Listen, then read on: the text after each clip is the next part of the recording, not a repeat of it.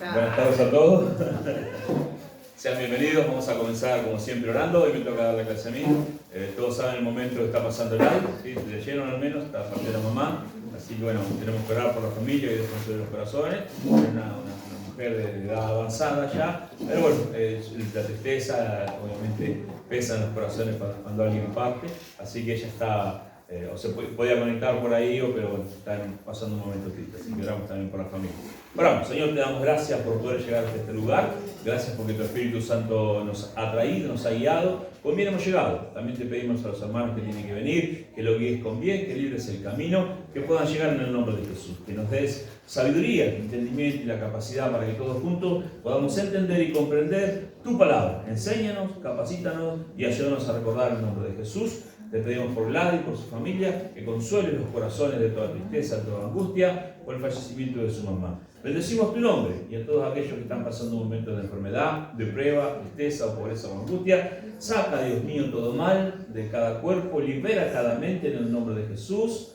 Amén. Sean muy bienvenidos los que están a través de mí. Y vamos a comenzar las clases. Hoy me toca dar Pentateuco. Yo voy a seguir la guía que me dio Gladys. Y así que no va a haber diferencia. La enseñanza que ella iba a dar la doy yo. Pero le dije, también hablamos hoy a la mañana, al mediodía, que iba a agregar algunos versículos más a lo que teníamos que hacer.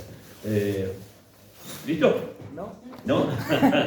Bueno, vamos a comenzar con el Pentateuco. ¿Qué saben del Pentateuco? O sea, ¿recuerdan que eran los 5 primeros libros de la Biblia? No es difícil. Ese libro también está incluido obviamente en la Torá, que es el libro de Génesis, libro de Éxodo, libro de Levíticos, libro de Números y Deuteronomio.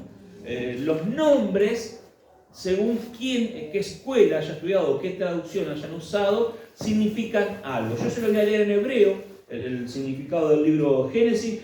Para nosotros siempre significa comienzo, ¿sí? Para nosotros es inicio o comienzo del libro de Génesis. Pero en hebreo significa también el comienzo. El libro de Éxodo es Shemot, que significa nombre. Para nosotros es salida. Éxodo significa salida, ¿sí? En el texto diccionario y tiene que ver con eso. Pero para la letra hebrea, el nombre hebreo que le han puesto de Éxodo significa nombres. El libro de Levítico significa... ¿Por qué le digo los dos significados? Porque usted va a leer a un contexto o a una literatura o a un libro y va a encontrar, no, pero significa esto. No. Según quien haya traducido del hebreo o del griego o del hebreo al inglés al castellano, tienen una pequeña variación en cuanto a los nombres. El libro Levítico, por ejemplo, si usted lee el William Strong, dice tiene que ver con los levitas, porque fueron levantados sus hijos levitas, pero en realidad el nombre dice y lo llamó. Que lo llamó a consagrarse, quiere decir, ¿sí? Y lo llamó. El libro Levítico en hebreo significa y lo llamó. El libro de Números, que se llama, antes se llamaba desierto, después le pusieron números por los censos, se llama en el desierto, ¿sí? En la Torah sigue todavía llamándose en el desierto. El número de números significa en el desierto. Y el libro de Deuteronomio significa, para nosotros venía a ser de los 5 libros, de segunda ley, porque se vuelve a repetir la ley de Moisés ahí, entonces era como el segundo mandato o segunda ley. Pero quiere decir palabras o cosas. La palabra en hebreo es devarim y que significa palabras o cosas. No creo que lo tomemos el examen, pero bueno que sepan que tiene un significado cada palabra. Estos 4 libros de Génesis, Éxodo, Levítico y Número están resumidos en el 5.º libro que es Deuteronomio. Si ustedes quieren saber todo, leerlo, yo siempre les aconsejo que lean la Biblia, así que lean por favor porque es bueno. Gladys había dicho que no se necesitan libros para traducir lo que está escrito, que las doctrinas bíblicas usted las va a encontrar en el Antiguo Testamento, seguramente en Salmo y los profetas, y en el Nuevo Testamento, ¿sí? Y eso es verdad porque la revelación bíblica se ve en profecías que fueron, por ejemplo, al principio de los primeros profetas, se lo ven por ahí también en Salmo y aparecen cumplidas o a cumplirse o reveladas o habladas por Jesucristo o los apóstoles en el Nuevo Testamento, ¿sí? Entonces una profecía, ¿cómo viene? Y viene en 2 o 3 lados de la Biblia o en 2 lados de la Biblia para hacer una doctrina de esa enseñanza o esa profecía, ¿está bien? Pero yo le quiero mostrar, para preparar una enseñanza, ¿de dónde sacamos los nombres? Y acá hay un libro que es el Strong, que es la traducción del hebreo y del griego. Pero también tengo la Biblia Plenitud, que esta Biblia tiene, por ejemplo, las traducciones de las palabras más importantes y resalta Pero también tengo la Biblia Thompson, que habla de historia, que habla de paralelismo, le muestra los versículos que son paralelos. También tengo un diccionario, no estoy haciendo propaganda a la librería, pero tengo un diccionario que habla de la historia, del contexto, la Biblia de las Américas, que es otra traducción paralela, y tengo la traducción paralela de la NBI y la Reina Valera en una Biblia. Así que cuando yo leo, voy viendo las diferentes traducciones, las diferentes palabras que se asemejen o encierran a lo que vamos a predicar. Entonces, cuando uno lee el Pentateuco, se va a encontrar en muchos lados, según la traducción, aparentemente con diferentes palabras. Pero créanme que la idea en general cierra siempre igual, ¿sí? Hay muchas palabras como Éxodo, significa una cosa y después termina siendo otra. No es otra cosa. Viene de la traducción y significa una cosa, buscarlo en el diccionario castellano, y otra es buscarlo en la palabra hebrea que fue formada. Más, en la Strong, por ejemplo, acá no está la palabra Éxodo, no está la palabra Génesis, porque no está escrito en ningún versículo, es el nombre que le pusieron al libro. ¿Está bien? ¿Está bien? Bueno, el libro fue escrito por Moisés, ¿saben esto, no? Se le acredita, y en el capítulo 31 Moisés dice: yo terminé de escribir este libro y lo vamos a poner, dice, al lado del arca. Así que en el capítulo del 31 de Deuteronomio dice que Moisés escribió el libro y lo puso al lado del arca. ¿Está bien? Entonces, no solo estaba acreditado porque todos hay testigos, sino que el libro mismo apareció escrito. Ahora, otra cosa más. En muchos escritos, las Biblias, tengo que decirlo antes de seguir, ¿cómo escriben una Biblia? ¿Cómo la traducen? Los escritos originales, mayormente están en los museos. La carta de Pablo, la carta de los Corintios, eso está en el Museo de Británico, en un museo en Europa. Están guardadas, exhibidas en museos. Entonces, ¿cómo sacó? Claro, en aquella época, cuando todavía el papiro se podía leer y servía, hicieron una sola traducción. La Iglesia Católica, cuando se forma el Imperio Romano, allá en el año 300, 400, hizo una copia en general de todos los libros. De esa copia que hicieron de todos los libros, y hay, por ejemplo, cartas como la de Pedro que le faltan palabras. Entonces pusieron palabras que son supuestas. Así que, ¿es realmente original la traducción? Sí, la traducción es original, en lo que se quería decir se dijo, pero hay palabras. Le quiero decir que usted va a la carta de... ¿Dónde está el original? En un museo. Pero le faltan palabras, va a decir. ¿Cómo está escrito completa la Biblia? Porque se asemejó a lo que quería decir y se agregó esas palabras. ¿Entiendes? Así que, si quiere decir una frase, estábamos todos y estaba cortado, y ¿dónde estaba Pedro? Y pusieron en la casa, en el puerto, en el lugar, en Efesio, donde fuera que sea, y así escribieron y completaron muchas de las cartas, ¿sí? Porque no estaban todas correctamente terminadas. A la actualidad de hoy, muchos papiros de esos se deshicieron, es papel, no sé si entiende eso, ¿sí? No existen casi en su mayoría hoy los originales porque se fueron. En el año 1500 y 1950 se hicieron excavaciones y se encontraron papiros conservados nuevos en vasijas y coincidían las traducciones con muchas de las cartas. Una de esas es la carta de los Corintios y coincidía, por ejemplo, que estaba escrito lo que está escrito en la carta que tenemos en la Biblia.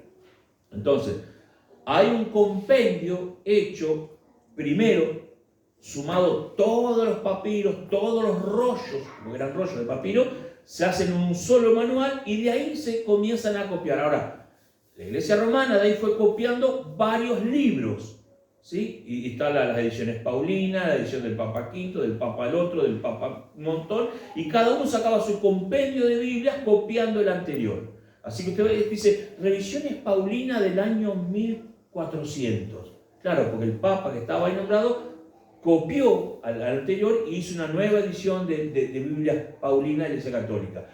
Y muchos evangélicos o otras religiones cristianas copiaron de las copias, ¿sí? Que no eran originales. Y ahí donde vengo yo a decirle, esos son los pequeños errores que hay en la traducción, pero que no le hacen ni a la salvación, no le hacen ni a la profecía, ni a la forma que tenía que venir Jesucristo. ¿Está bien? ¿Está bien? Bárbaro. Listo. ¿Me expliqué? ¿Me pude explicar? ¿Los de mí? ¿Pude explicarme? Bárbaro. Entonces, vamos a leer, nos mandó y dice así. Génesis. El tema central son los comienzos, creación, pecado, promesas y patriarcas. En el contexto histórico relata desde la creación hasta la muerte de José en Egipto, ambiente del antiguo Cercano Oriente y la formación del pueblo hebreo. Hay versículos claves, como puso Ladi, Génesis 1:1, que permiso, discúlpeme que les ponga de costado, así leemos todos juntos, si yo no hablo la Biblia, que dice lo siguiente, que también quiero hablar una palabra que no puso Ladi acá, que yo quiero nombrarla, con el tiempo vamos a ahorrar. En castellano, ¿puede ser? No, después vamos a usar este también en los versículos, pero ahora sí lo leemos todo. Génesis 1:1. En el principio Dios en el principio creó Dios los cielos y la tierra. En otras traducciones dice Dios, primero, en el principio creó los cielos y la tierra. O sea, que ya establece desde el principio ¿quién hizo todo? Dios. Si usted lee, por ahí dice Dios creó primero las plantas. No quiero pararme ahí en un solo versículo, en un solo capítulo. Dice Dios creó las plantas y después creó las lumbreras. Entonces va como que no está en orden. Primero necesitamos la luz ante las plantas. Pero usted lee que creó las plantas, que creó esto, el otro, y después creó la luna, creó el sol. No, lo que está describiendo de vuelta por un problema de primero o segundo es que Dios creó que todo. Eso es lo que enseña el primer capítulo, que está todo bajo el dominio de Dios. La otra cosa que sí quiero aclarar, por ejemplo en el capítulo, ahí tenemos 1:5 también de Génesis, en hebreo, esta palabra que es muy importante, porque hasta el día de hoy hay cristianos que siguen peleando porque el mundo se hizo en un día. Y acá es un problema, como decía recién, de traducción. La palabra en el original, 1:5, subí un poquito. Dice, Dios llamó, dice, y fue el primer día. ¿Ven la palabra esta, día del 31 de diciembre? Si no llegan a verlo, es una palabra hebrea que significa Yom, que significa todo esto, pero a su vez significa una cosa. ¿Entienden? Se usa en varios lados, pero se usa para esto. Yom la palabra es, así como está escrito de primero, Yom. Es de una raíz que no se usa en singular, que también significa ser caliente, que es al calor del día. También se usa para eso, ¿sí? Pero no se usa mayormente. Dice, significa, definición, día como las horas abrigadas. ¿Ves cuando hace calor del día? O cuando sale el sol a la mañana, según donde esté, empieza el calor. Si está en el desierto, sale el sol y cambia 10, 20 grados la temperatura. Pero dice, día como las horas abrigadas, sea literal, de la salida del sol hasta el ocaso, o de un amanecer al siguiente, o figurativo, un espacio de tiempo definido por un término asociado, a menudo usado en adverbio. ¿Qué quiere decir todo eso? Que la palabra Yom, la va a ver acá, el día, significa un periodo de tiempo determinado, pero no en tiempo. Puede ser un día, un año, 100 años, 1000 años, 100.000 años o 1.000.000 de años. Dice, en un periodo de tiempo, ¿entienden la diferencia? Porque usted ve toda la creación y dice, y Dios hizo los grandes monstruos marinos. ¿De qué habla? Habla de los dinosaurios, habla de todo eso. Y nosotros vemos en la historia o por la ciencia que vivieron 40, 50, 100, 200 millones de años, 500, pero no es que en un día lo hizo. Y esa ignorancia, discúlpenme, por no tener la traducción del hebreo, por no conocer a quién le hablaba, las palabras correctas, por no saber eso, se ponen a pelear. No, pero Dios lo hizo en un día. Y Dios lo hizo en un día, y hay gente que, obviamente, que decía en la época de la Iglesia Católica, cuando estaba la Inquisición, no, Dios no lo hizo en un día. ¿Y qué hacían? Los mataban. Porque la Iglesia había determinado que lo hizo en un día. Ahora, ¿cuál es la traducción correcta? En un tiempo no determinado de tiempo. ¿Sí? ¿Está bien? ¿Está ahí? Entonces, ustedes van a leer y dicen un día. No, la traducción correcta, ¿cómo es? Yom, que es una palabra, en un periodo de tiempo no determinado en el tiempo, pero determinado. ¿Cuánto puede ser? Un tiempo largo. ¿Sí? ¿Está bien ahí? Hay otras palabras que también hablan de días, que no son Yom, que habla de un periodo de tiempo corto, como de 24 horas o de una semana, por ejemplo. Son las palabras bará, las palabras asa, pero la parte importante acá es Yom. ¿Está bien? Bárbaro. Sigamos entonces. Tenemos también en Génesis, capítulo 12, habla de toda la creación, tenemos la caída del hombre, ¿se acuerdan? La creación del hombre, el huerto del hombre, en Génesis 3:15.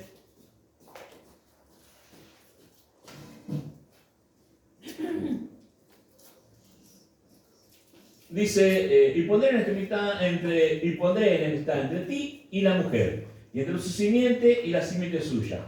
Esta le herirá en la cabeza y tú le herirás en el carcañal. ¿Qué es eso? Esto es la primer promesa, escuche bien, mesiánica. Acá habla de qué. Cuando usted escucha el mesiánico, ¿sabe qué es mesiánico? Mesiánico es la esperanza de un Mesías. La esperanza de un Salvador. Mesiánico significa aquellos que están esperando un Salvador. Por eso usted va a escuchar judíos mesiánicos. ¿Qué son? Judíos que creen en ¿quién? En el Mesías. Entonces, esta es la primer promesa. El hombre desobedece, se aleja, es sacado del huerto, pero Dios, ¿qué hace acá? Le da una promesa. Alguien va a venir a ¿qué? A restituir todas las cosas nuevamente, como eran ¿a dónde? Adentro del paraíso. Eso es la primera promesa mesiánica que está en Génesis 3:15. ¿Está bien hasta acá?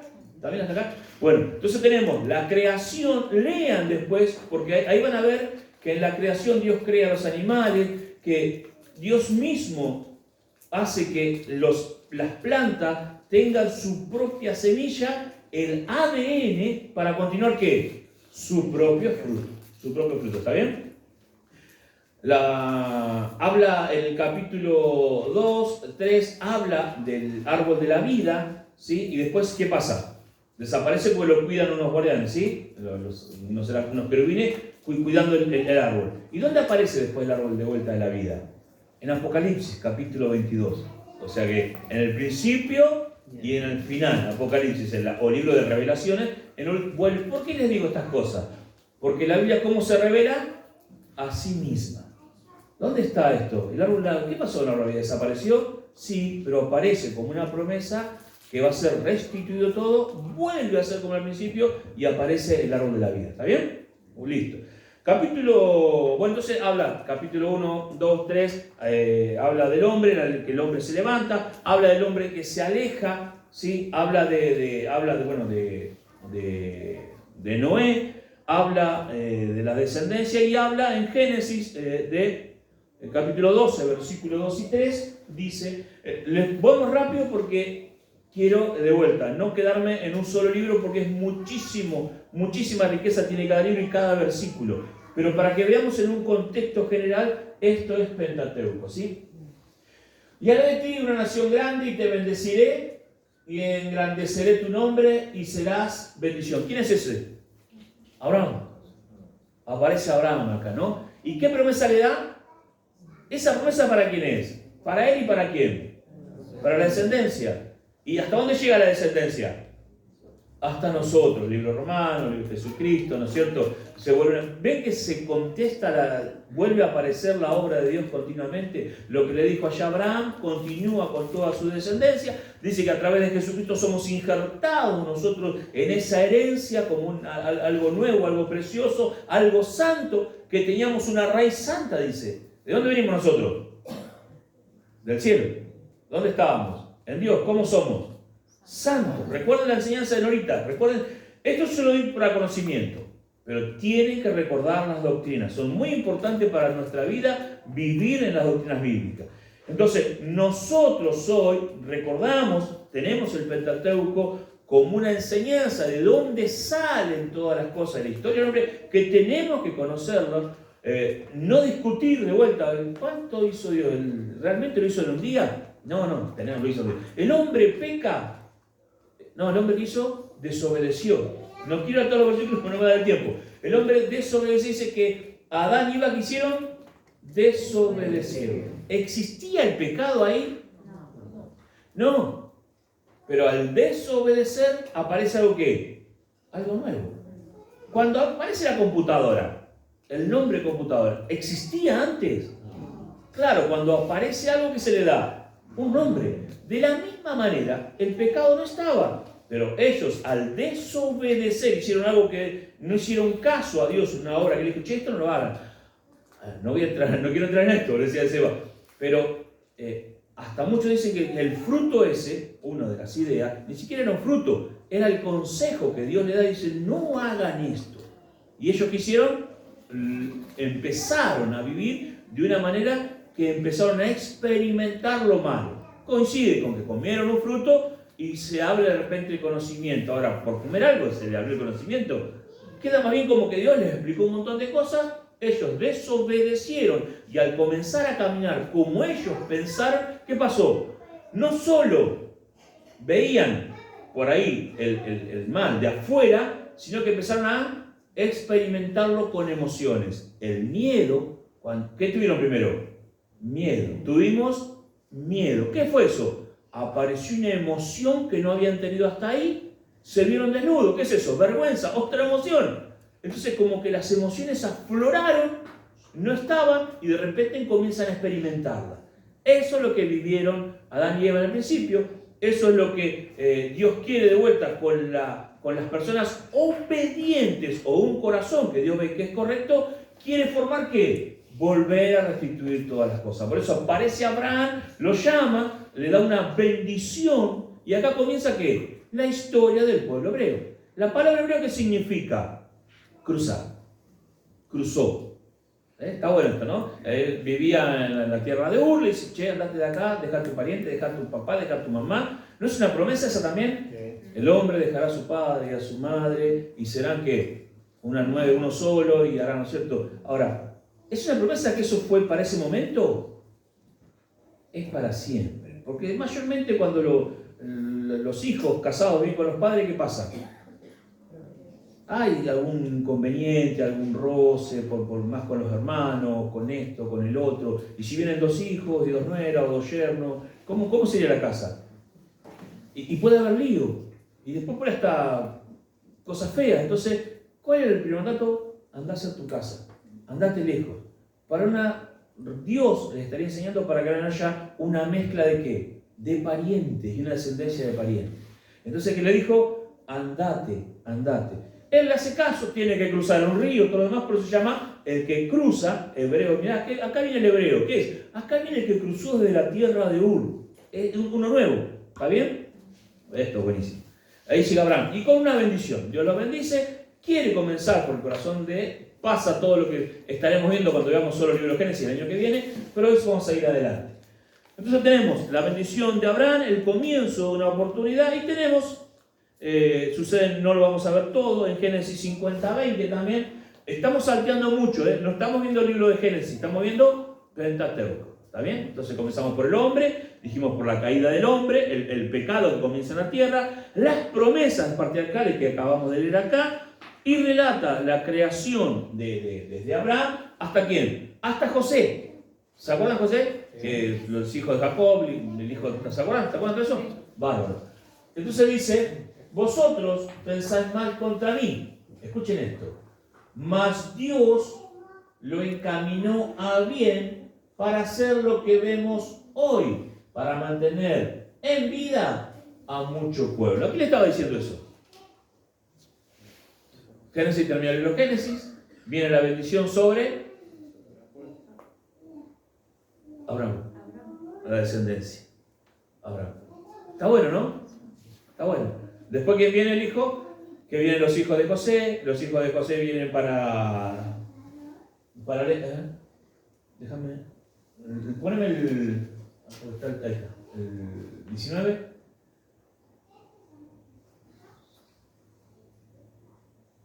Dice, y le respondió José, no temáis, ¿acaso estoy yo en lugar de Dios? Y él dice, no teman, yo tengo una bendición para ustedes. La misma bendición que le había dado a Abraham, se la da a Jacob, Jacob se la da a José y se la dan a ¿quién? Al hijo de José. Y ahí comienza la bendición. Y acá viene ¿dónde van de acá? Acá van, pasa la hambruna, comienza el libro de Éxodo. El libro de Éxodo, el tema principal es redención, es pacto, pero también si ustedes van a buscar otras traducciones u otro libro, significa liberación. Es el libro de la liberación. Si ustedes de vuelta dijimos, si Éxodo va a buscar, ¿qué era? Salir. Entonces la palabra para Éxodo es lo primero es la redención, lo que busca es salvar al pueblo. el pacto que había hecho y mantenerlo de Abraham con la descendencia del pueblo hebreo, y la palabra de liberación, porque el pueblo que hace sale de Egipto. ¿Está bien? En el contexto histórico entra José, después pasa el pueblo a hacer la esclavitud en Egipto y comienza el liderazgo de Moisés en el pacto de Sinaí. Dice Éxodo 3:14.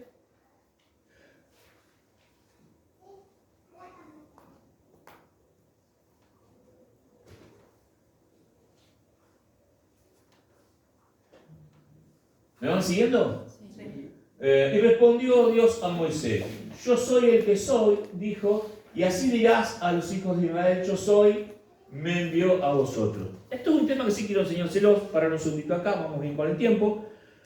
Cuando es llamado, Moisés, Dios se revela así, le dice: yo soy con el que soy. Ahora hay un problema acá. Esto es una cosa de estudios, ¿sí? El nombre verdadero de Dios no está escrito en la Biblia. El pueblo, los primeros traductores rabínicos, no tradujeron el nombre completo porque el nombre completo, como era santo, no podían pronunciarlo ellos. Entonces escribieron solamente las que, unas letras, no revelaron el nombre completo. No está escrito el nombre, nosotros preguntamos Yahweh, Elohim, todo eso, no es el nombre verdadero, no está escrito. Es más, esto, bueno, va a las redes, pero quedó guardado como un secreto para el pueblo que podía pronunciarlo. ¿Está bien?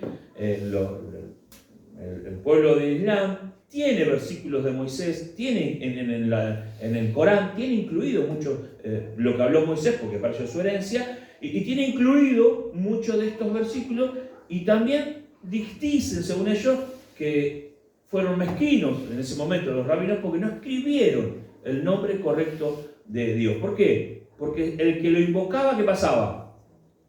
Dios se presentaba. ¿Por qué no lo escribieron entonces? Por esa cuestión de poder, ¿no? ¿Cómo vamos a darle al enemigo el nombre de nuestro Dios? No lo escribieron completo. Está escrito solamente las iniciales. Esto para que lo tengan. Entonces se revela a Moisés y nosotros decimos: ¿pero así te llamás, Dios? ¿Se le presentó así? No, le dijo el nombre. Lo que pasa es que lo presentan así. ¿Está bien? ¿Está bien? ¿Me expliqué más o menos? ¿Me expliqué para los demás? Entonces, dice acá, de vuelta, respondiendo, se presenta a Moisés y dice: yo soy el que soy. Y dijo: y así dirás a los hijos de Israel: yo soy, me envía a vosotros. ¿Saben la historia de Moisés? ¿Se acuerdan? ¿Lo vieron en la película? ¿Lo vieron en el dibujito? Moisés nace, lo ponen en una cara. ¿Por qué nace Moisés? Porque lo tuvo la mamá y el papá, pero ¿por qué nace? Porque si usted leen antes, el pueblo estaba siendo sometido, entraron 70, ¿sí? Con la familia de José, todos los familiares eran 70, ¿y cuántos se multiplicaron? Eran como pueblo numeroso, dice. Numerosos, se multiplicaron muchos. Ahora, si usted lee en Génesis, esta palabra profética, Dios se la da a Abraham. Dice: che, mira que va a estar 400 años ustedes presos en algún momento. Y ahora, bueno, pasará. Claro, pasaron 2-3 siglos después todo esto. Y estaban presos. Como muere el faraón, muere José, se olvidaron de quién habían venido, los toman como sirvientes.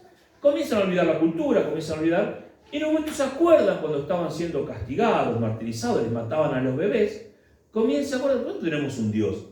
Y hacen un gran clamor. Se queda escrito en la historia que el pueblo hizo un gran clamor.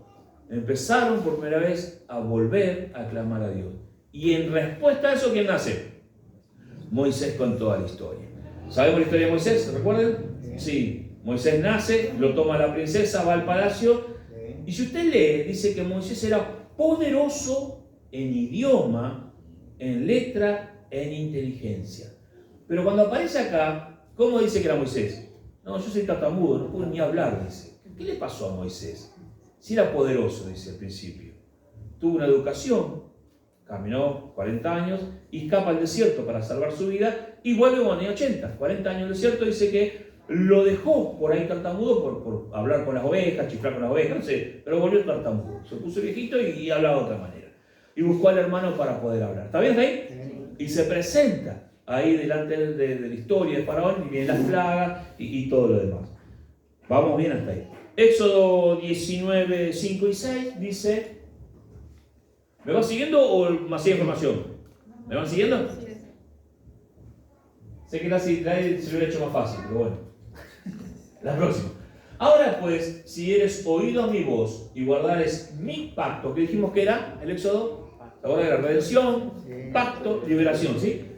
Ahora, pues, si eres oído a mi voz y guardaréis mi pacto, vosotros seréis mi especial tesoro sobre todos los pueblos, porque mía es toda la tierra. ¿Qué es eso? Una herencia diciendo, mía es la tierra. ¿Y de quién es ahora la tierra? De los hijos. Salmo 84 dice, mía es toda la tierra, la herencia de ustedes es la tierra, ¿sí? Entonces, hay una herencia que nosotros tenemos que conquistar. No quiero predicar, no quiero hablar de otra cosa, quiero hablar del libro. Pero Dios ya estaba diciendo a nuestros antepasados, a nuestros precursores, diciéndole, la tierra es mía y ustedes tienen que gobernarla, ustedes tienen que poder manejar todo este problema. Entonces, un problema de la enfermedad, un problema de la escasez, de la pobreza, ¿de dónde sale? De nuestra falta de identidad como hijos. Por eso, de vuelta, es importante que lean la Biblia, que sientan estas palabras en su vida, que las tomen como suyas, ¿sí? Dice Éxodo 20, 1 al 7. Esta está buena. Y habló Dios todas estas palabras diciendo, yo soy Jehová tu Dios, que te saqué de la tierra de Egipto, de la casa de servidumbre. No tendrás dioses ajenos delante de mí. ¿Se acuerdan que era esto? No te hagas imagen ni ninguna semejanza de lo que está arriba en el cielo, ni abajo en la tierra, ni en las aguas debajo de la tierra. No te inclinarás a ellas ni las honrarás, porque yo soy Jehová tu Dios, fuerte, celoso, que visita la maldad de los padres sobre los hijos, hasta la tercera y cuarta generación de los que me aborrecen. Y hago misericordia a millares, a los que me aman y guardan mis mandamientos. ¿Qué es más importante? ¿El castigo que va a tomar sobre aquello? Dice, ¿recuerden lo que hacen los malos? O dice, no, yo hago misericordia a millares. Siempre lo tomamos a Dios como, no, Dios acá te castigaba. No, ¿qué dice? Yo hago misericordia a millares. Empiecen a ver en el Antiguo Testamento el corazón de Dios para sus hijos. Siempre lo vemos a Dios, che, pero mató a esto, che, pero mató a aquello. Pero Él no quería matar, o sea, nunca mató a Dios. Pero lo vemos como que era un Dios castigador, y acá aparece diciendo, yo hago misericordia de aquellos que guardan mi palabra, les va bien, yo quiero que le vaya bien, dice Dios. Entonces, de vuelta, el libro de Éxodo, que nos habla, como dijimos, relata el tema central de la redención, del pacto, la liberación, nos enseña, escuche bien, que Dios libera y establece pacto y revela su ley. Esto eran los mandamientos. ¿Se acuerdan? Los mandamientos. Y ahora todo esto. Ahora, en cuanto a esto, también quiero decir otra palabra, porque pasó en el libro de Números. ¿Se acuerdan? Dios dice que no se hagan imagen. ¿Sí? No se hagan imagen para adorarla. No tengan imágenes para adorarla. Pero Dios hizo que hagan ¿qué? Una imagen de una víbora. ¿Se acuerdan cuando nos mordía la serpiente? ¿Para qué? Para que se curen. Esa imagen, ¿dónde está hoy? El escudo de la medicina. En el escudo de la medicina. Muchos dicen que el escudo de la medicina es diabólico, que tiene una víbora, que tiene un anticruz, y hablan de que es Satanás. Sale de ahí.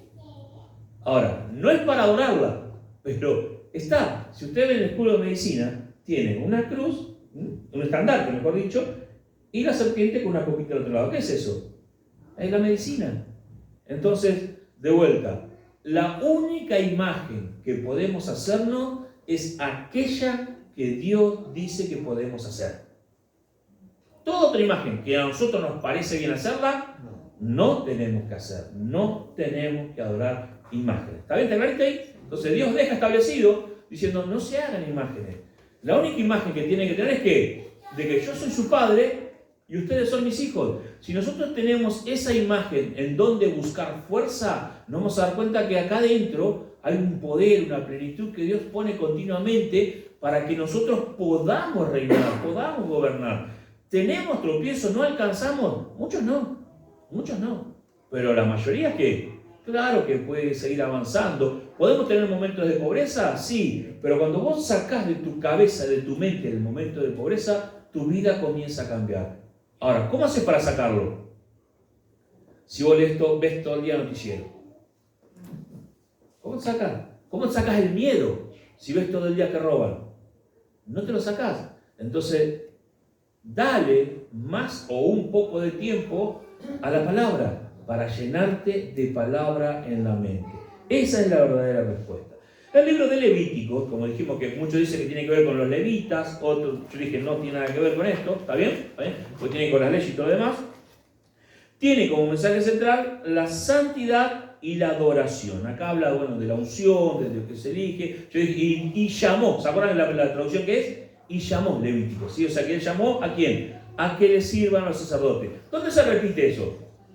Al final, el libro de Apocalipsis dice, ustedes son un reino de sacerdotes para mí, dice el Señor.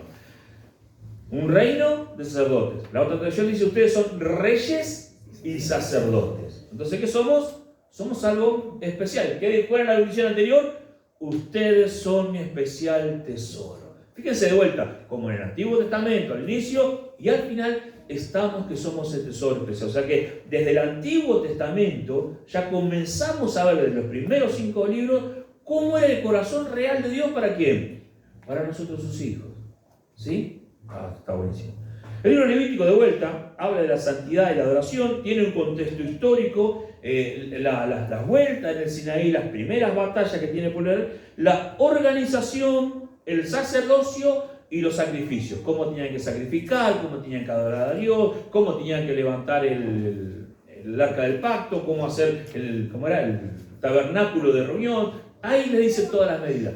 Un regalo que quiero hacerles, fíjense cómo está Dios, en el tabernáculo de reunión, en lugar de sacrificios, ustedes dicen, tiene que tener una madera de esta forma, tiene que tener un barral, tiene que tener esta forma, y tiene que tener una madera al costado, dice. Y esa madera va a medir un palmo, pero un palmo de hombre. O sea que en el lugar del sacrificio, ¿qué había ya? Un palmo de hombre. ¿Qué significa para nosotros el palmo? Los 5 ministerios. O sea que está allá en la administración de Dios lo que Jesucristo o Pablo habla en el libro de Efesios de los 5 ministerios. Fíjense cómo se va revelando, como por eso digo, tiene cosas preciosas que uno las lee rápido, mira, tiene el palmo de un hombre. No, es importante. Está diciendo que al lado donde se hace el cordero, donde se hace el sacrificio, había algo humano. ¿Qué? Lo que Dios tenía preparado. ¿Cuál era el sacrificio? Y ya comenzaba el hombre a hacer algo para Dios. Donde estaban los corderos, donde estaba el sacrificio, ahí estaba la presencia humana en la madera que rodeaba el lugar del sacrificio. ¿Está bien? Es un regalito del libro de Levítico. Dice también, en los versículos clave, el 19.2 de Levíticos, vamos avanzando rápido, como le dije. Vamos a pasar el tiempo, qué lindo. Tenía razón ahorita y Gladys. Pasa el tiempo.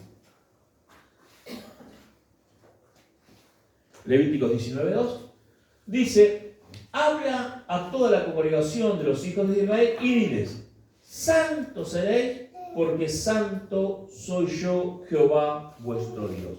Fíjense la comparación que dice, yo soy santo, ¿se acuerdan que la santidad de Dios es única? Pero ustedes también son ¿qué?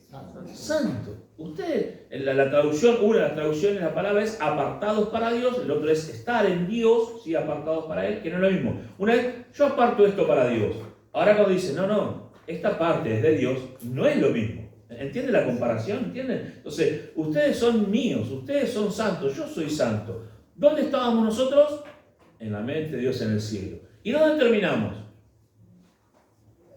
Claro, en la tierra. ¿Nuestra herencia cuál es? La tierra. La mente nuestra de religiosidad, ¿qué dice? Nacimos en el mundo y nos vamos para el cielo. La mente celestial es, estamos en el cielo con Dios, venimos a la tierra porque es nuestra herencia. Morimos, algunos mueren, otros no van a morir, algunos fueron llevados al cielo, otros tenemos que pasar por el momento de dejar el cuerpo y vamos ¿qué? A la presencia de Dios. Pero cuando venga Jesucristo, ¿dónde vamos a estar? En la tierra. Y Él resucitará primero, dice, a los muertos, y se transformarán todos. ¿Y dónde gobernarán? En la tierra. Habrá cielos nuevos, habrá tierra nueva. La tierra, háganse la idea, porque si no esto es tan lindo, que decimos, yo me quiero morir para estar bien. Y dice, qué lindo, porque no hay tiempo, ahora mañana vas a ir de vuelta a la tierra. No, yo quiero estar en el cielo, no hacer nada, andar entre las nubes. Y se imaginan la mente nuestra y voy a estar cómodo en el cielo. No, te van a tener a trabajar en la tierra. O sea, si no te gusta laburar, tenés un problema. Hablarlo con Dios y decirle, dame fuerza, dame ganas, dame valentía, porque veo que voy a tener que volver a trabajar en la tierra. Y andá a ver si te toca otra cosa. ¿qué te va a tocar cuando vuelva? No, a mí me gusta ser ingeniero. Y vas a ser el que limpia los pozos. No, santo Dios. Entonces dice la palabra, de vuelta, Levíticos 19:2, habla a toda la congregación de los hijos de Israel y dile, santos seréis, porque santo soy yo, Jehová vuestro Dios. Uno de los tantos llamados que hace Dios a la congregación, uno de los tantos llamados que Él tiene para que la adoración sea continua. Recuerden que, de vuelta, no voy a entrar en cada libro, el año que viene vamos a entrar en diferentes libros, pero vamos a hacerlo en general. Léanlos y van a encontrar riqueza que yo no se las estoy diciendo, como estas cositas lindas que hay metidas en el medio. Lean. Yo sé que dicen, no, pero es pesado. Si usted lee 10 capítulos por día, en 3 meses lee la Biblia completa. Le va a llevar más o menos 2 horas por día. ¿Tanto, pastor? Bueno, lea 5. Bueno, lea 1, qué sé yo, que le lleve un poquito más, pero tiene que leer. Si lee 5, le va a llevar 6 meses. Si lee 2 capítulos, 3 capítulos, le va a llevar casi un año leer la Biblia, ¿sí? Pero lea, comienza a leer la Biblia. Pero llegó la descendencia y el hijo, es una página, pásela y siga con los otros, que es importante para estudiarlo, pero tiene que leer la Biblia. Dice, las enseñanzas que tenemos del libro de Levíticos, dice, ¿se acuerdan? Por los sacrificios, porque el pueblo era ungido, eran todos lavados 3 veces para estar en la presencia de Dios. Dios es santo y llama a su pueblo a la santidad. ¿Se acuerdan que le enseña que para hacer sus necesidades tenía que hacer baños? O tenía que llevar una palita para no hacer en cualquier lado. Parece fácil, pero ¿por qué les enseña eso? Por 2 cosas importantes, dice. Porque yo voy ahí entre medio de ustedes.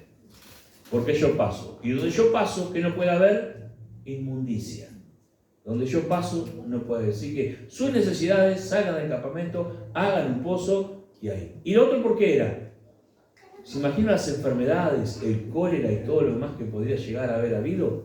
Entonces, lo primero que hace Moisés es ordenar una nación que comenzaba. Por eso hay tantas leyes. Dice la ley de restitución, la ley por si un buey acornea a alguno y lo mata, y si no lo mata. ¿Y es importante? Sí, era como el Código Civil, era como la Constitución nuestra. Estaba haciendo una constitución para un pueblo que comenzaba a vivir. ¿Está bien? ¿Está bien? Estaba en el Sinaí, Dios pide santidad desde ese primer momento. Y pasamos al libro de Números. ¿Se acuerdan? Dice, tema central, el Números habla mucho de la peregrinación y de la fidelidad divina. ¿Por qué también se le ya considera que eran números? Porque también se llamaba que están los censos y todo ese tipo de cosas. ¿Está bien? Mandan a censar, mandan a contar cuántos son, todo ese tipo de cosas. ¿Se acuerdan? Para marchar los separa como por familia, ¿se acuerdan? Por los hijos, ¿cómo eran? Los nombres de cada tribu y los pone los más fuertes adelante, los que llevaban en el medio, los otros protectores, y los comienza ¿qué? A ordenar para que todos marchen. Entonces hay un orden, hay una santidad, hay un peregrinar, habla de la mayoría del tiempo que estuvieron caminando, ¿sí? En el desierto. El contexto histórico son los 40 años en el desierto, las rebeliones también que hubo y la preparación para entrar a Canaán. Versículos clave, Números 6, 24 al 26, que dice: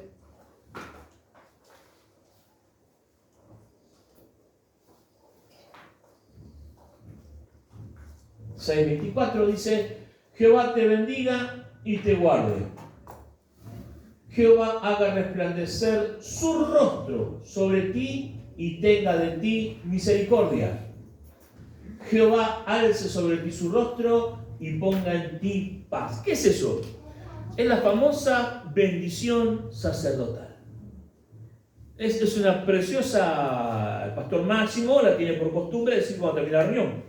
La tenía por costumbre acá y allá en Córdoba también tiene la costumbre de dar una bendición sobre todo cuando termina cada reunión para que la gente pueda ir en paz en la casa. Así es una buena bendición que está escrita acá en la palabra. También tenemos Números 14, 18. Entonces recuerden que habla del peregrinaje, habla de Balaán, habla de todos los enemigos, de cómo ellos los derrotan. cómo son las rebeliones, cómo muere gente también, ¿sí? Por rebelarse contra Dios. Y dice, Jehová tardo, o sea, que Él es tardo, que Él tarda tiempo para la ira y grande en misericordia, que perdona la iniquidad y la rebelión. ¿Cómo es Dios? ¿Es malo? Fíjense cómo Él dice que es.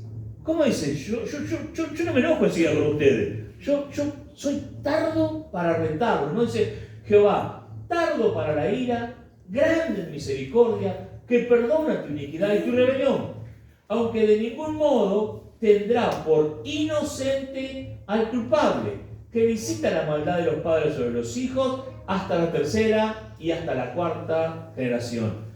¿Esto se terminó o sigue vigente? Qué buena pregunta. Si nosotros creemos en Cristo, esto se termina.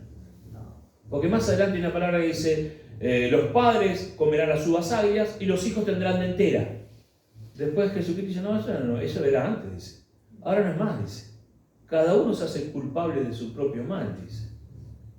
Está bueno esto, ¿no? Entonces, recuerden, las bendiciones son generacionales y siguen, pero las maldiciones se cortan. ¿Vio que dice? Dios corta las maldiciones generacionales. Este tipo de maldiciones, dice la palabra, que se cortan. O sea, ya no hacemos lo malo. Si tu hijo viene a Cristo, entonces vos te vas a llevar, no tus hijos.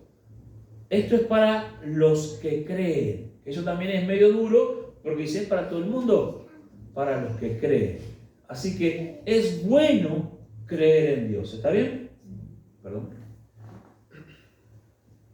Entonces, tenemos la enseñanza, como dijimos recién, Dios es paciente, justo y fiel. Dios tiene paciencia, palabra que Dios tiene mucha paciencia. Recuerden que para llegar a matar, o sea, que el pueblo se levantara contra aquellos que hacían lo malo, pasaba una y otra vez. Decía, soy tardo para la ira, yo no me enojo enseguida con ustedes. Esto es porque muchas veces nosotros nos sentimos culpables de algo y sigue vigente esto. No, yo no te voy a castigar, yo quiero que vos vuelvas en sí, que recapacites, que entiendas y te vuelvas a mí, porque yo soy ¿qué? Misericordioso, puedo hacer misericordia. Eso es lo que sigue vigente. Después de acá vamos al libro de Deuteronomio, de vuelta, muchos lo llaman la segunda ley, porque vuelve a repetir. Moisés acá hace una compagina en el libro de Deuteronomio, después de Números, compagina de vuelta su función y termina en el monte donde muere obviamente Moisés, que después dice el libro de Judá, que estaba peleando el diablo con los arcángeles por el cuerpo de Moisés. ¿Y dónde aparece Moisés de vuelta? Esto está bueno. Jesucristo dice, cuando se transfiguran en el monte, ¿quién aparece? Moisés y Elías para fortalecer. Veo que siempre todo lo que tiene el inicio vuelve a estar en vigencia, vuelve a aparecer, pero para bien. Entonces, Moisés murió. ¿Cómo si murió? No. Esa es la esperanza que tenemos todos nosotros, que estamos de continuo, apenas nos partamos de esta tierra, siendo sus hijos, viviendo la palabra, vamos directamente a la vida, a la presencia de Dios. Aunque volvamos el día que Jesucristo restaure todas las cosas en la tierra, volvamos a la tierra, o haya una tierra nueva ya preparada para nosotros, no vamos a entrar en esa discusión, pero tenemos la vida que continúa, la vida eterna, y seguimos viviendo, con mayor conocimiento, con mayor ciencia, con mayor entendimiento, pero seguimos en la presencia de Dios. ¿Está escrito? Sí. ¿Está testificado? Sí, porque Moisés aparece de vuelta ahí con Jesucristo fortaleciéndole y dándole ánimo. ¿Está bien? Tenemos el libro que vamos bárbaro de Deuteronomio, dice renovación, o sea, vuelve a repetir, ¿no es cierto?, del pacto, vuelve a contar todo de vuelta. Léanlo, es un lindo libro para leerlo. Si quieren leerlo primero de Deuteronomio, ya tiene toda la ley, tiene todo lo que se repite. Y tenemos, como dice, es el discurso final de Moisés en las llanuras de Moab antes de entrar a Canaán. ¿Se acuerdan que se para Moisés y dice, estas son las bendiciones, capítulo 28, que te van a seguir? Y cuenta un montón de bendiciones. Y después dice, bueno, y estas son las malas. Si no siguen a Dios, si se alejan de Dios, no es que Dios les va a traer todo este mal. Este mal viene sobre ustedes porque dejaron eso que Dios dijo que no tenían que dejar. de seguirlo, de tomarlo como Dios y de estar con Él viviendo como el santo, como el Dios, como el poderoso que es sobre sus vidas. Tenemos el versículo, tenemos acá el 6, 4 y 5. Es mucho, vamos bien. Es mucho, vamos bien. Dice, oye Israel, Jehová nuestro Dios, Jehová uno es. Y amarás a Jehová tu Dios de todo tu corazón y de toda tu alma y con todas tus fuerzas. Qué precioso, ¿no? De que no es vengan a adorarme, vengan a cantarme, vengan a exaltar mi nombre porque yo soy el Dios y ustedes no son nada, si quieren que yo les haga bien. A decir, somos uno, acérquense a mí porque yo los amo. Fíjense la diferencia de ese Dios que venimos a cantar y adorar, porque nos puede ir bien o nos puede ir mal y no queremos que nos vaya mal, entonces venimos obligados a encontrarnos un Dios que nos dice que yo los amo, la verdad que quiero estar con ustedes, yo quiero algo bueno para ustedes. Y le voy a regalar, no está acá escrito, no me dejó, pero el 8:18 tenemos acá, que es el versículo que nosotros tenemos que creer, tenemos que vivir porque Dios lo determina de esta manera. Me encanta este versículo, presten atención a este versículo, tienen que leerlo, tienen que tomarlo para sus propias vidas. ¿Sí? Dice, si no, acuérdate de Jehová tu Dios, porque Él te da el poder para hacer riquezas. ¿Quién da el poder para hacer riquezas? Y si no tenemos riquezas, porque yo me pregunto, ¿y si no tengo riqueza? ¿Qué está pasando? Porque no estoy usando, lo tengo, pero no estoy usando ese poder que Dios me dio una vez. Me anulé, me cerré en lo que yo quiero ser y no en lo que Dios tiene preparado para mí, porque yo creo que soy así. Y Dios dice que vos sos más grande, pero yo no me veo. Y al no verme, ¿qué pasa? No creo. Pero Dios dice, de vuelta, si no, acuérdate de Jehová tu Dios, porque Él te da el poder para hacer las riquezas, a fin de confirmar su pacto que juró a tus padres como en este día. De vuelta, ¿dónde aparece esta herencia después? Libro de Romanos, las ramas injertadas. ¿Ves que hay un parentesco? Pero un parentesco en cuanto a qué? A las bendiciones que tiene Dios para nosotros. Tienen que creerlas, tienen que tomarlas. No somos muchas veces lo que desearíamos ser porque no nos animamos. No nos animamos a estudiar, no nos animamos a avanzar, no nos animamos a creer que la palabra es para mi vida. No, esto es para el pastor, esto es para los obispos, esto es para los cardenales, no, esto es para los hombres que predican en la calle, esto es para los grandes. ¿Y dónde dice la palabra que hay diferencia entre nosotros? ¿Dice que hay una diferencia? De vuelta, la palabra dice de nosotros que todos nosotros somos ¿qué? Reyes y sacerdotes o un reino de sacerdotes. ¿Somos qué? Todos iguales. ¿Hay un rey sobre nosotros? Sí, ¿quién? Jesucristo. Él es el rey de reyes. No es rey de reyes solamente porque es mayor que todos los presidentes. Porque somos un reino para Él de reyes y sacerdotes. Si somos reyes, ¿qué tenemos que tener? Algo que reinar. ¿Qué es lo que tenemos que reinar? Todo lo que nos dio Dios. ¿Qué nos dio Dios? Primeramente la vida, las capacidades, el poder de hacer riqueza. Pero nosotros vamos a hacer solo, escuche bien, las riquezas que queremos hacer. En cualquier área. Si usted, los chicos, tenemos varios solteros, allá también, quieren quedarse solteros. ¿De qué estarían renunciando? No es ni bueno ni malo. De una riqueza, ¿de qué? De poder procrearse, de poder hacer una semilla, de poder tener ¿qué? Un hijo. ¿Entienden? De formar una familia, de administrar una casa, un hogar, junto con su esposa, unos hijos, porque por ahí no se animan, porque por ahí no quieren. Ahora, ¿Dios le dio ese poder? Sí que les dio ese poder. Ahora, ¿es bueno o es malo? No, es una elección de cada uno. Dios nos dio el poder de ser ricos. Ahora, ¿somos ricos? ¿Estudiamos para ser ricos? ¿Nos preparamos para tener riqueza? ¿Hacemos negocios? ¿Se acuerdan del presidente Milei cuando empezó? Dijo, yo sé enseñar cómo hacer dinero, ¿cómo? Con dinero y sin dinero. ¿No fue el discurso ese? Claro, hasta ahora están haciendo dinero los que tienen dinero. Nos falta que aprendamos la otra parte de nosotros, que nos enseñe a nosotros cómo hacer dinero sin dinero. ¿Sí? Nos falta esa parte. ¿Pero se puede hacer dinero sin dinero? Sí, claro que sí. Ahora, ¿nos animamos? ¿Estamos capacitados para ganar y para perder a veces? Todo eso Dios lo puso adentro nuestro, pero queda siempre en nosotros poder ejercerlo. Miren cómo dice Deuteronomio 30, 19.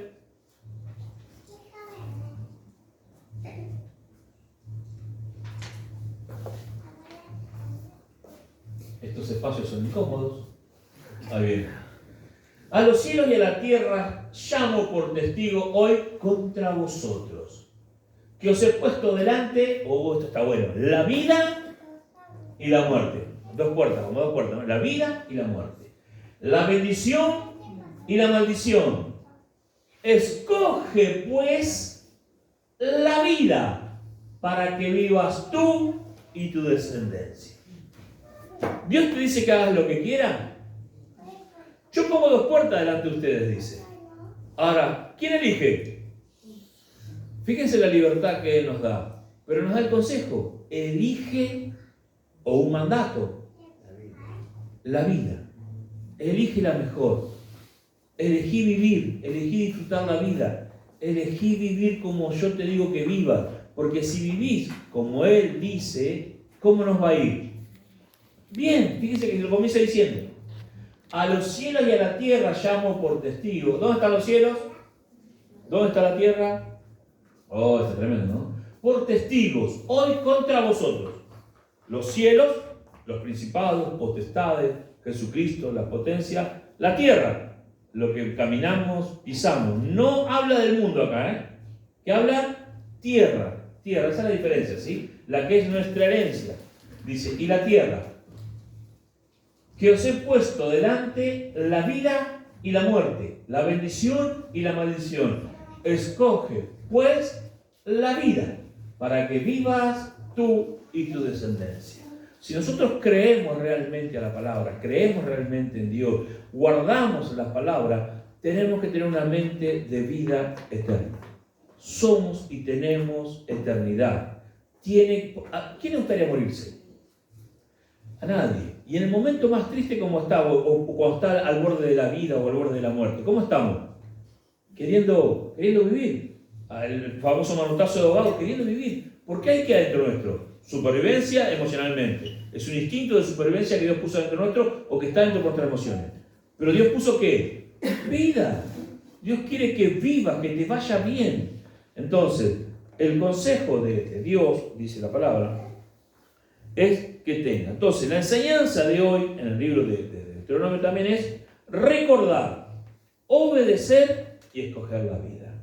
Conclusiones generales. El Pentateuco establece el fundamento del plan redentor de Dios, creación, caída, pacto, redención y llamado a la obediencia. Cada libro prepara el camino para la revelación plena en Jesucristo. Hasta acá llegamos, justo una hora nos llevó.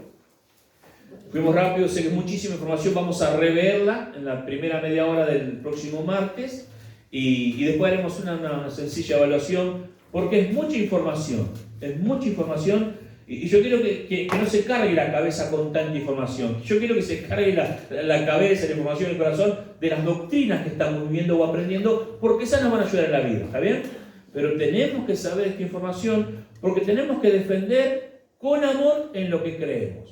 Nunca discutir por la palabra, ¿sí? Hay un pensamiento, los de mí terminaron ya o siguen. Sí. Bueno, hay un pensamiento, por ejemplo, de la escuela rabínica, ¿sí? Que dice que el fruto, ¿sí? del huerto que habla era un higo, por ejemplo, o una especie de higo.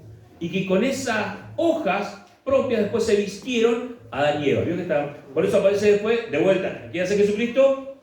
le dice a la planta, vos nos vas a suplir el fruto que yo tengo que darles, o ellos tienen. Así que la maldice la higuera. En condición, en consecuencia de que la higuera fue o quiso alimentarlo, o que ellos comieron de ese fruto. ¿Está bien? ¿Está bien? Entonces, otro pensamiento de una escuela rabínica es que ese fruto trajo sobre ellos un conocimiento nuevo, que el comer el fruto. Ahora, esas dos escuelas piensan diferente. Y son dos rabínicas, o sea, son dos de los judíos, de los estudiosos, teólogos, que dicen, no, esto es así. Y la otra dice, no, no era un fruto. ¿Era qué? Una enseñanza que Dios les dio, porque la palabra no es fruto, en la traducción original, son lenguas muertas, que no se usa hebreo, que no era fruto. Tiene que ver con consejo y fructificar, no con una planta.